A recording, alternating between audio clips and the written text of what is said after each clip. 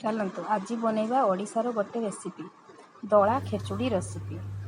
से आमर कौन कौन सामग्री दरकार देखि नियंतु। गाजर, कंचा बादाम, कंचा मुग, अरुआ चाउल और नड़िया। 2 ग्लास चाउल पाई आमे 4 ग्लास पानी नबा।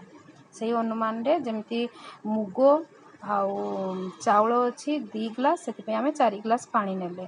आ चाउल मुग को भल भाव धोई दे ताकू टिके सुखई दबा। सुखी जिबा परे आमे प्रेशर कुकर को बसैबा गैस रे।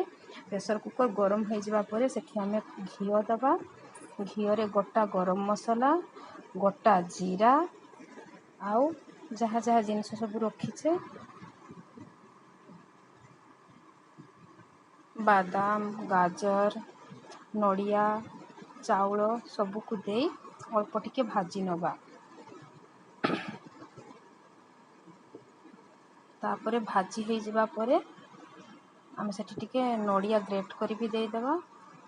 हळदी दबा, लंका गुंड, स्वाद अनुसार लूण, कंचा लंका और जो पानी को आमे गरम कर रखते ताकू दे हाई फ्लेम रे गोटे सीटी। बस बनीगला आमर दला खेचुड़ी।